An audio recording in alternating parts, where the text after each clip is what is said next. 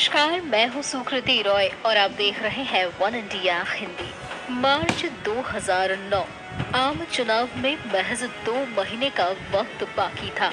मुख्य विपक्षी दल के तौर पर भारतीय जनता पार्टी भी पूरा दम साध कर चुनाव प्रचार में लगी हुई थी। 82 साल के लालकृष्ण आडवाणी अपने सीने पर पीएम इनोवेटिंग का तमगा सजाए जनसभाओं को संबोधित कर रहे थे। प्रचार अभियान के दौरान जब आडवाणी अहमदाबाद पहुंचे तो अगले अखबार में एक फोटो छपी जिसमें उन्हें जिम में डंबल उठाते दिखाया गया था। उनकी ढलती उम्र पर लगातार सवाल खड़े हो रहे थे और आडवाणी डंबल उठाकर इन सवालों का जवाब दे रहे थे। नागपुर के बीचों बीच एक जगह है रेशम बाग। मराठी में रेशम को रेशम कहा जाता है। अंग्रेज जब अपने फीते से भारत की जमीन नाप रहे थे तो उन्होंने इस जगह को नाम दिया था जीरो मील। जीरो मील माने इस महादेश के नक्शे का केंद्र। अंग्रेज तो चले गए लेकिन उनके बनाए नक्शे यही रह गए। इसी रेशम बाग में एक डॉक्टर हेडगेवार भवन नाम की इमारत है। ये इमारत नक्शे के केंद्र को सत्ता के केंद्र में तब्दील करती है। 21 मार्च 2009 को रेशम बाग में संघ के इस दफ्तर में अखिल भारतीय प्रतिनिधि सभा की बैठक थी। इस प्रतिनिधि सभा की बैठक के दौरान नए सर संघचालक के नाम का फैसला होना था। हालांकि संघ का अपना लोकतांत्रिक ढांचा है, लेकिन अंतिम निर्णय सर संघचालक का ही होता है।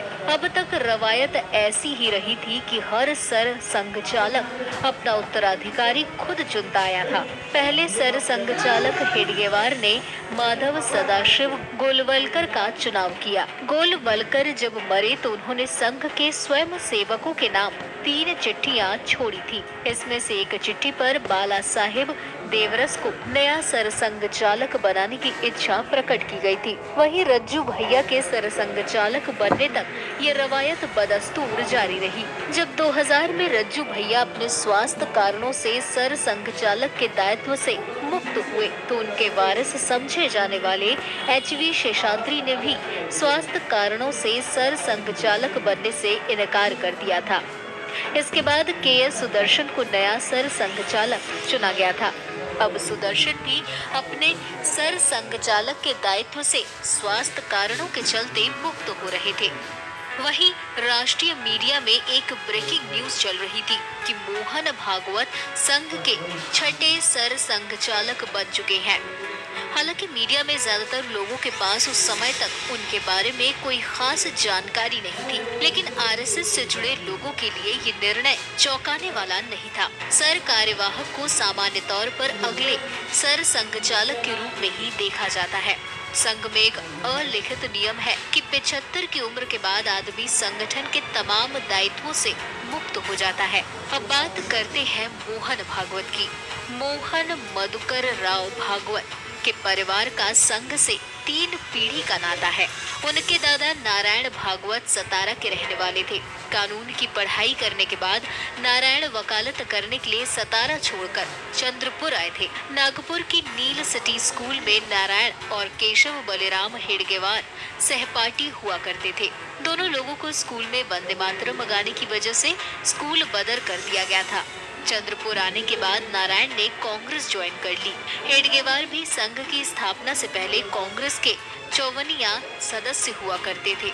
1925 में संघ की स्थापना के बाद नारायण भागवत ने सक्रिय तौर पर संघ का काम शुरू किया और उन्हें नया नाम मिला, नाना साहेब भागवत। नाना साहेब भागवत के बेटे मधुकर भागवत का बचपन शाखा में लाठी भांजते हुए बीता। जवान होते होते वो संघ के प्रचारक बन चुके थे। प्रचारक मतलब संघ का पूर्णकालिक कार्यकर्ता। उन्हें 1940 में संघ के काम विस्तार देने के लिए गुजरात भेजा गया।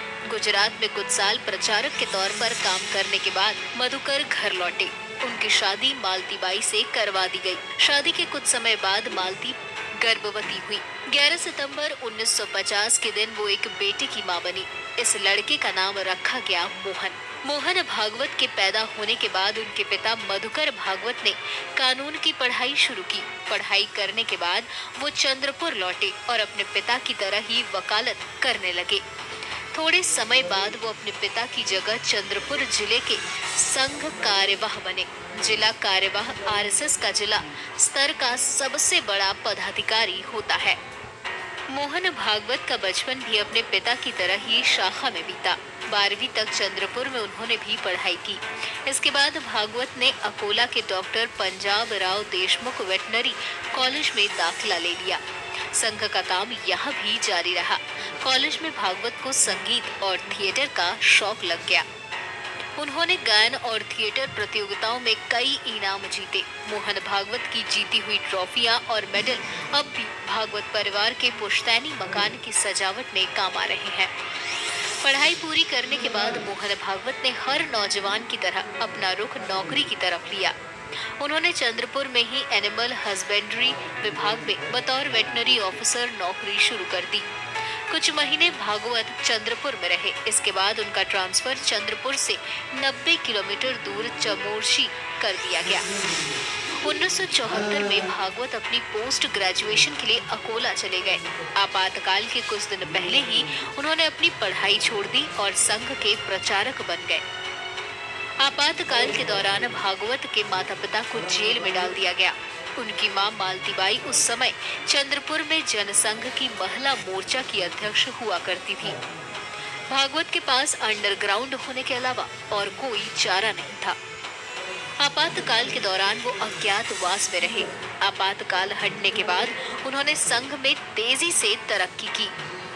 1990 के बाद का दौर आजाद भारत के इतिहास में महत्वपूर्ण है। न सिर्फ राम मंदिर आंदोलन की वजह से, बल्कि ये कश्मीर घाटी में भयंकर हिंसा का दौर था।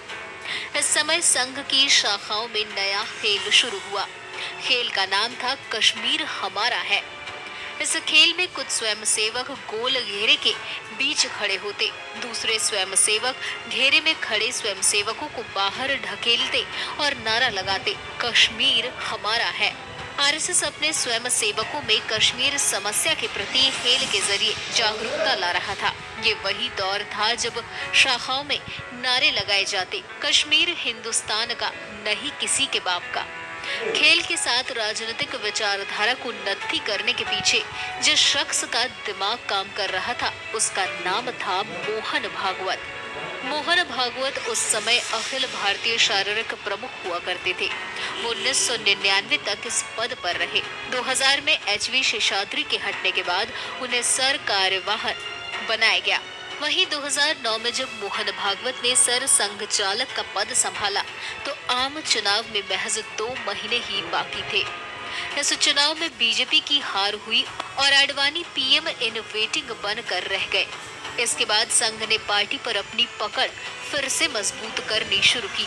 चुनाव में हार के बाद अगस्त में बीजेपी के नए अध्यक्ष का ऐलान हुआ। अध्यक्ष ऐसे आदमी को बनाया गया जो राष्ट्रीय राजनीति में उस समय तक बहुत प्रासंगिकता नहीं रखता था। नितिन गडकरी नागपुर के रहने वाले थे। ब्राह्मण परिवार से आने वाले नितिन गडकरी का बचपन भी संघ की शाखा में ही बीता था। इससे पहले वो महाराष्ट्र में बीजेपी के प्रदेश अध्यक्ष रह चुके थे।